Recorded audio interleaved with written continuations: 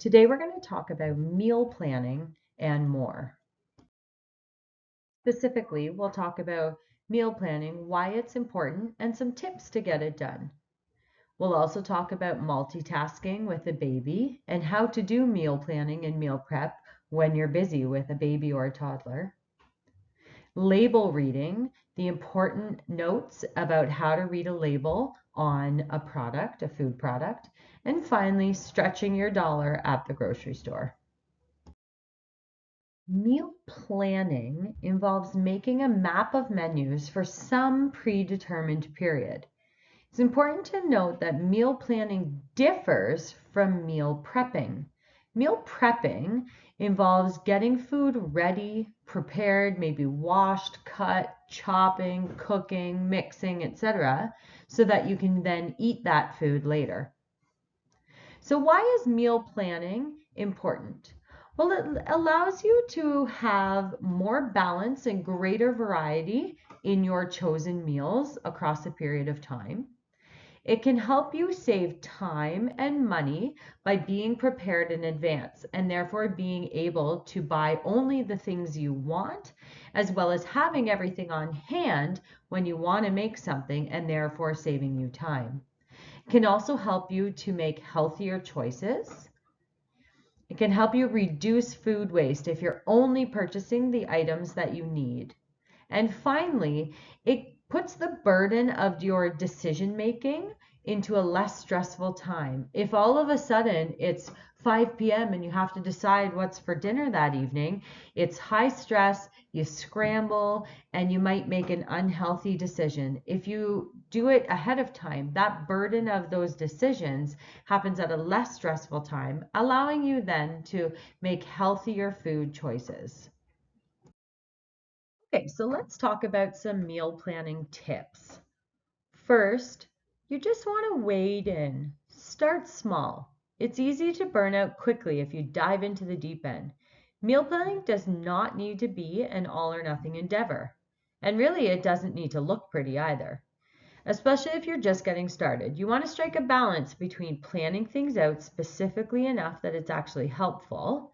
For instance, things like we are having baked chicken with roasted rosemary potatoes and green beans, rather than saying we're having meat, a starch, and a veggie. You need to be specific enough that the planning is actually helpful. But you don't want to get too far into the weeds, for instance, meals that involve multiple new time-intensive recipes. You want to keep it realistic. There are multiple ways that you can start small. For instance, you could pick theme nights like Taco Tuesday or Stir Fridays. You could pick one meal to focus on, for instance, just planning breakfasts for the week or dinners, and plan only that meal for the whole week. You could pick your busiest, most stressful night and start by planning meals just for those nights. Maybe you could divide and conquer. If you have a partner in parenting, divvy up the days. Someone takes Monday, Wednesday, someone else takes Tuesday, Thursday. And maybe you eat out on Fridays or plan the meal together. This has the benefits of spreading the work equitably, and you always know who's responsible for which nights. There's no ambiguity. You want to make sure that you make time to plan. This is probably one of the biggest problems getting started with meal planning. I think people greatly underestimate how long it takes to plan 1 week of meals. Part of the reason meal planning is hard for most of us is because really we're consolidating a lot of thinking and strategizing, 1 week's worth, into a single block of time.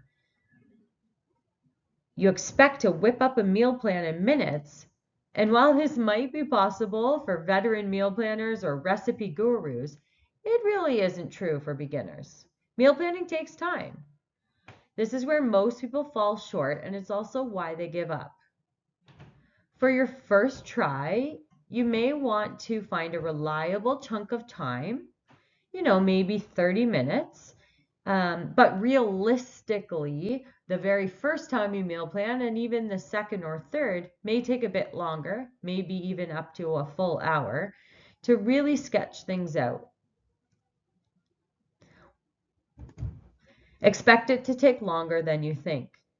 You could make the experience fun and maybe even into a little bit of me time, maybe enjoying a glass of wine or a cup of tea, turning on relaxing music or a TV show or a podcast to listen to while you do your meal planning. Next is to document, document, document. Keep records of everything. If you find a food blogger whose recipes you love, mark it down. If you discover a salad recipe your kids like, write it down. And please, please tell me what it is. If you have meal ideas that aren't tied to any specific recipe, mark those down too. You need to make note of recipes to consider trying, recipes you've tried and liked, and therefore would put in your keep list, your weekly menus, what worked and didn't work, your grocery lists, keeping an eye out for ingredients you don't have on hand or that you don't usually buy. It sucks when you forget something at the grocery store. You can do this however you like, of course, as long as you do it.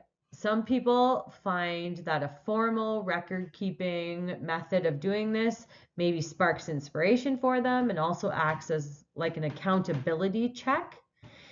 If you like to write things out by hand, you could use note cards for recipes, simple PDF printouts for weekly menus, or pick from any number of meal planning apps.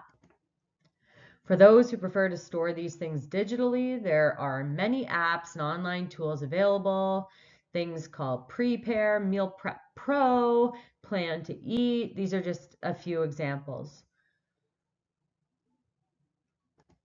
The point is less about how you keep track of your recipes and menus and meal planning, but more that you do it.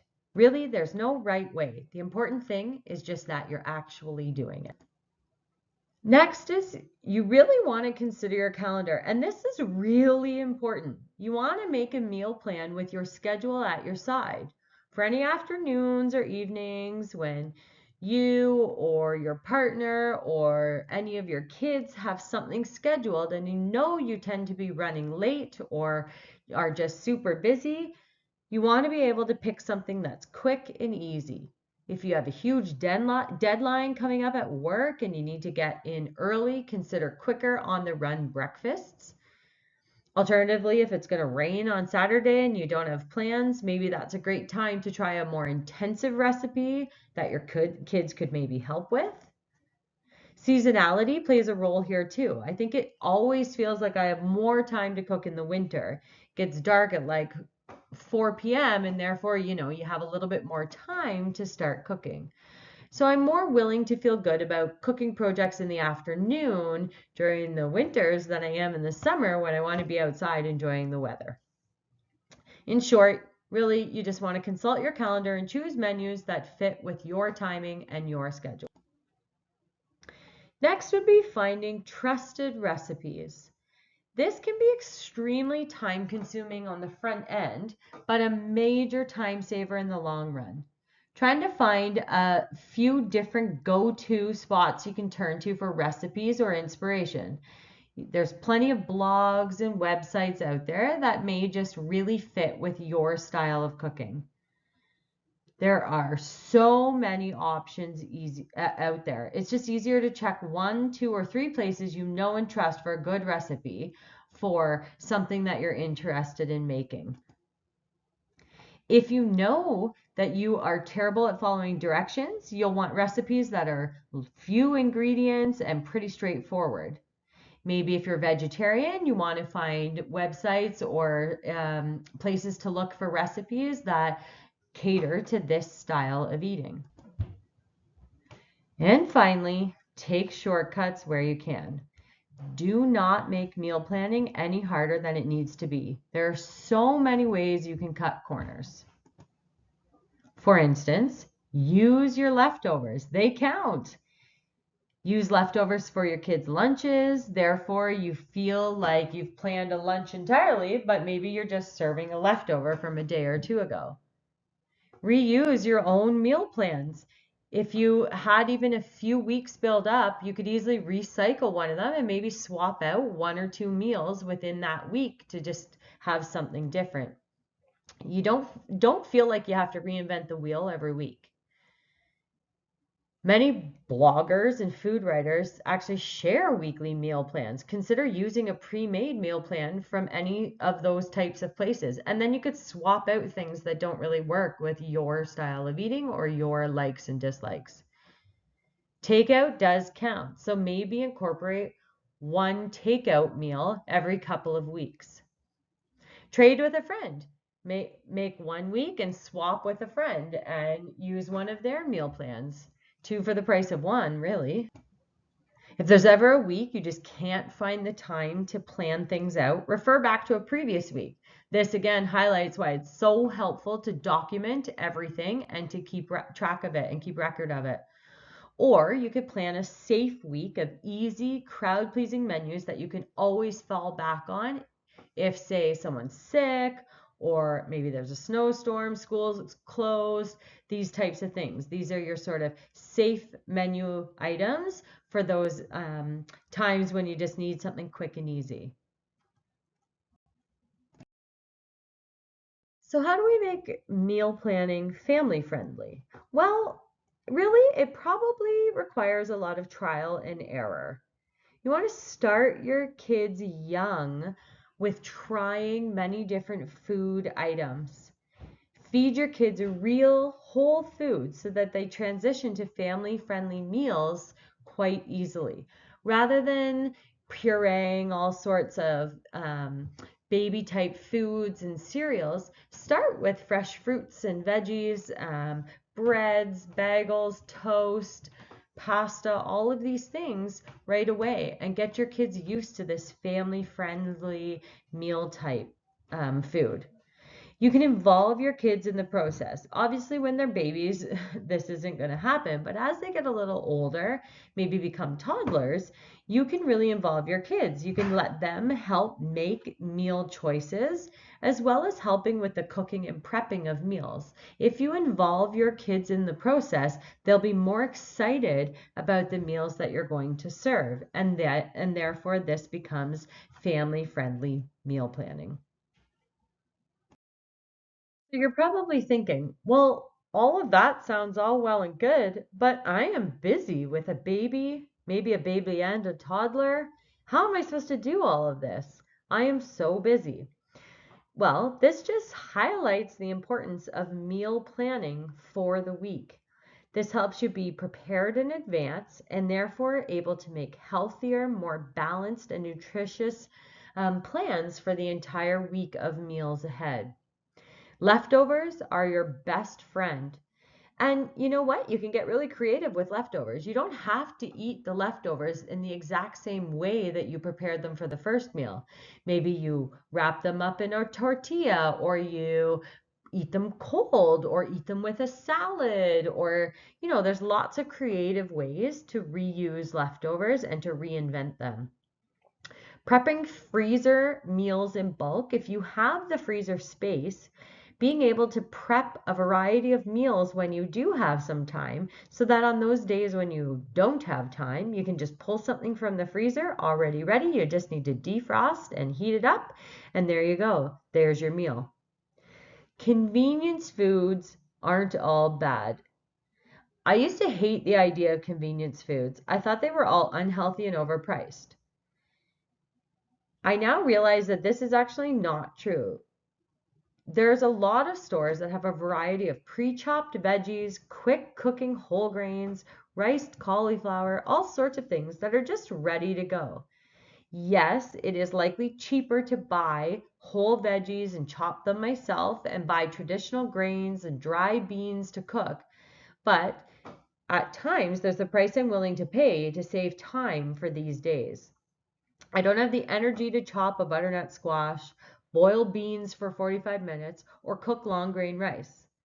Therefore, I would use canned beans, 90-second microwavable grains, and frozen chopped veggies. I don't sacrifice the nutritional value, but I do save time. Additionally, frozen vegetables are available and fresh year-round and sometimes cheaper than fresh vegetables, especially when they're out of season. And they don't go bad nearly as fast, which is also a plus when you're in a busy season of life and maybe not quite as on top of using all of your fresh food as you'd like. Make weird meals. And what I mean by this is whatever you have on hand, use. It doesn't have to be this picture perfect chicken with mashed potatoes and vegetables. It could be, some weird combination. Maybe it's scrambled eggs with green beans and a whole wheat muffin of sorts. Whatever it is that you have, put it together and eat it as one of these weird creative meals. One example of this might be having breakfast for dinner. This is a really common one. Many people do this quite regularly. Another quick tip would be to make sheet pan meals. This is where you put all of the components of the meal onto a sheet pan, pop it in the oven, and it all roasts together on one big sheet. Then you're not having to multitask with a variety of different aspects of the meal or different parts of the meal with different timings. You've got it all on one sheet pan and it just all cooks together. Also, prepping your veggies in advance so that you can just pick out what you decide you want, throw them into the pot, the steamer, however you're prepping or cooking them, and you don't have to take the time to peel them, chop them, wash them, all of these things when you're maybe busy with baby or toddler. If you're busy with a toddler, you need to come into it with lower expectations. Go easy on yourself. You're in a very busy season of your life. Every meal does not have to be a perfect balance of all the nutrients or be the most amazing thing you've ever tasted. As long as most of the meals in the week are reasonably healthy, nutrition will balance out over the week. Throw perfection out the window. Toddler mamas don't have time for that. Next, prep during baby's nap time. Baby's nap time can be an ideal time for a prep session. You don't have to use the whole nap time either. If you choose just one task, you'll probably still have time left to have a little rest yourself. If you're able to take a little nap while baby is napping, you totally should. What are some options that you could prepare during nap time?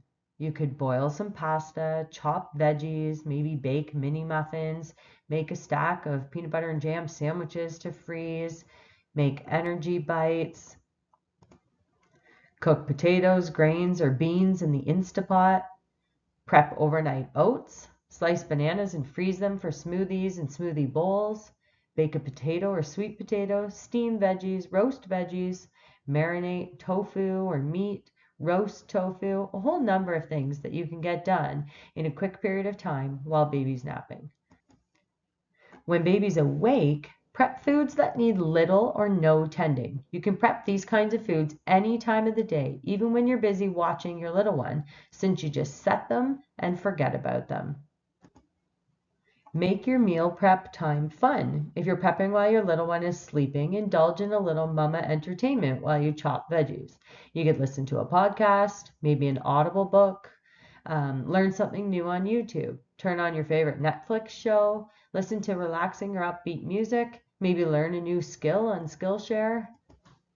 Keep it simple. When you have a baby or toddler, you are in the busiest season in your life. Try to avoid recipes that have too many steps or ingredients. Busy mamas don't have time for complicated meals. Do mini meal prep sessions throughout the day. Be on the lookout for small chunks of time throughout the day when you can squeeze in a little prep. Even the smallest tasks will help. Try doing as much prep as you can early in the day. Just 10 to 15 minutes of prepping can make your day or week go much smoother. Use shortcuts. Using convenience foods can be a game changer for mamas who are exhausted and tight on time, yet still want to provide healthy meals. You don't have to make everything from scratch. You're in a really busy season of your life. One day you might decide you want to make everything from scratch, but now's the time to make use of healthy convenience foods. You must remember that convenience foods do cost more money, so you'll have to ask yourself if the cost is worth the time and stress that it saves. You may consider splurging on a few of these items to simplify and streamline your meal prep. For instance, pre-washed greens, fresh cut fruit, jarred pasta sauce, fresh washed and cut veggies. Certain kitchen tools can help reduce your workload and the mess that comes with food prep. For instance, parchment paper. You can line baking sheets with this parchment paper. It works as a non-stick surface and it makes cleanup quick and easy. Reusable freezer bags or containers. Use these to freeze extra rice, beans, fruit, or really anything. Mason jars or plastic or glass storage containers. These are great for food storage in the refrigerator or freezer. If freezing, you do want to leave about an inch of headspace to allow for expansion so the jar doesn't crack. An Instapot. This allows you to cook foods quickly and you don't have to watch over it like cooking on the stove. You can also use it as a slow cooker. A high-speed blender. This is fairly expensive, but it can make the best pasta sauces, smoothies, smoothie bowls. A rice cooker. Just add rice and water and forget it. It makes perfect rice and you can get a good one for about $20. You can also use it to steam vegetables. You could try to wear your baby on your back or your belly while you're prepping or cooking dinner. I realize this won't work for every mom in every situation, but it can be a useful option for some. If you do choose to wear the baby, you need to be especially careful because babies will reach and try to grab anything they want. I don't recommend cooking at the stove or using a sharp knife if baby is big enough to reach and grab. Better do things like washing veggies, washing dishes, stirring muffin batter if you've got a baby that you're wearing. And finally, take a week off and try a meal service. Sometimes you just need a break to relax and rejuvenate. Consider taking a week's respite from meal planning and prep. Let a meal delivery service do it for you. Often after a week, maybe 2 of doing these meal prep services, you feel rested and re-energized, eager to plan and prep your own meals again. And you may have even discovered a few new recipes along the way that you're borrowing from these meal prep companies. It can be overwhelming to get healthy meals on the table when you're caring for little ones who demand nearly all of your time, but you can do it. Choose from the ideas presented here to create your new meal prep routine. You'll get more done and be less stressed. A couple slides are going to talk about tips for how to stretch your dollar when shopping. You want to plan ahead before you head to the grocery store. Look at what inventory you have at home so that you're not purchasing things that you already own. Eat before you go shopping so you won't impulse buy snacks while you're in the store. Compare products for the best deal, looking at unit pricing and nutrition facts labels. Check sell by and use by dates for the freshest food possible so that it will last the longest in your kitchen. Reconsider convenience foods. So I just talked on the last few slides about using convenience foods, but if money or budget is an issue, these often do cost more, and consider maybe not using these, as it's often cheaper if you buy foods in their whole unwashed state. Keep your eye out for bargains at the store, whether it's online coupons, there's apps that you can use that look for the lowest prices of things, coupons, you can price match, these types of things. Let your leftovers do double duty. Don't maybe buy so many different options at the grocery store, but rely on one bigger, maybe cheaper meal that could to feed you for a few different meals across the week. Make freezer-friendly foods in big batches so that you, again, can put something in the freezer to eat down the road. You want to be creative with your protein sources. It doesn't always need to be meat. Try cooking cheaper cuts of meat if you are going to cook them. Tough, fatty cuts of meat like pork butt, pork spare ribs, beef short ribs, beef shoulder. They're inexpensive and they get fall off the bone tender if you cook them in a slow cooker. You can also cut down on costly meats in your meals, instead building your meal around brown rice, noodles, and other grains. Stir fries and pasta dishes are a great way to build a tasty dish around with a small amount of meat, poultry, or fish. Don't forget about vegetarian protein sources like beans, nuts, eggs, and soy products. They're typically inexpensive and provide many of the same nutrients.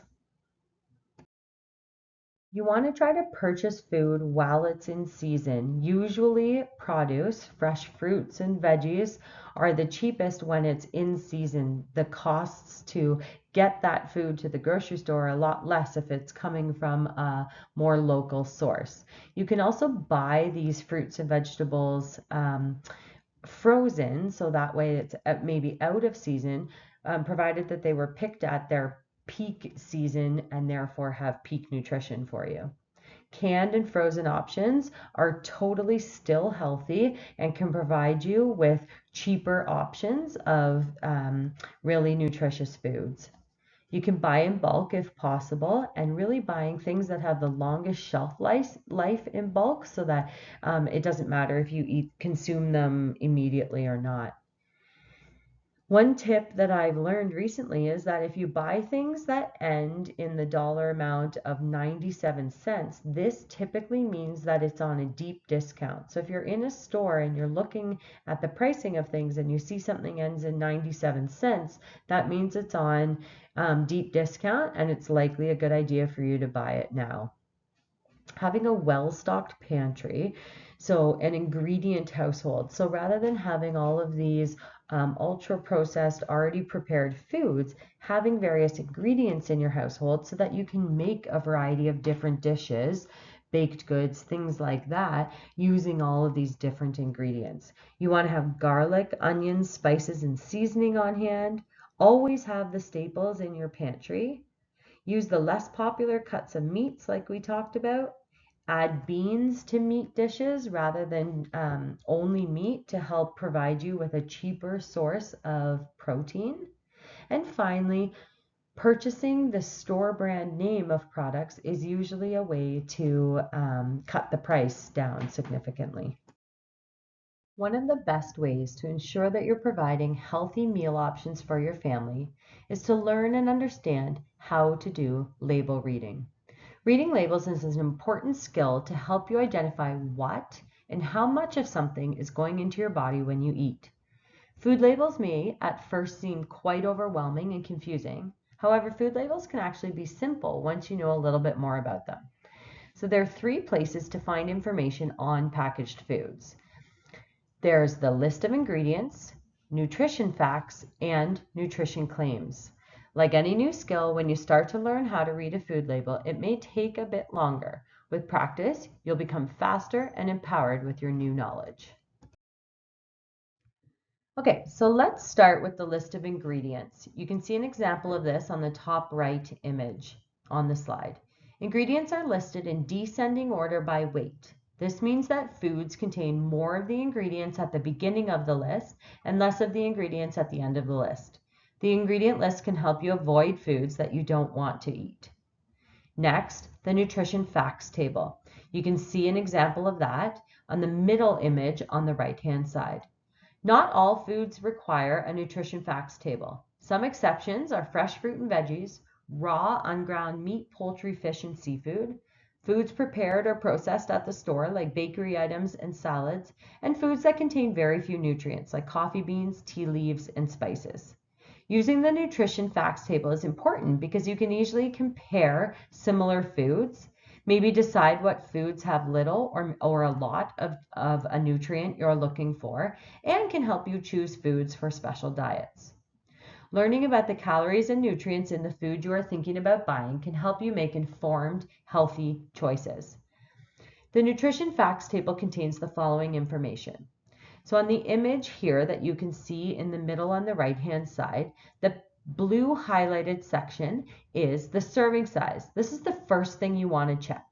Next, the pink highlighted area are the calories in that particular serving size. And finally, in the yellow are the amount of 13 core nutrients found within that particular serving size.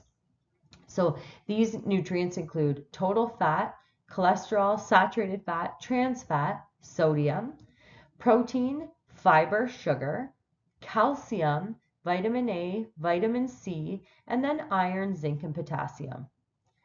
The core nutrients are expressed as a percent of your daily value, and this is shown in the purple highlight in the image in the middle on the right. As a rule, 5% of someone's daily value is considered a small amount, whereas 15% or greater is considered a large amount. This rule of thumb may help you choose foods that contain small amounts of things like saturated or trans fat and salt, and larger amounts of things like fiber, calcium, iron, vitamin A, and vitamin C. And finally, we have nutrition claims. So you can see examples of these in the bottom right image. Nutrient claims are regulated statements when a food meets certain criteria.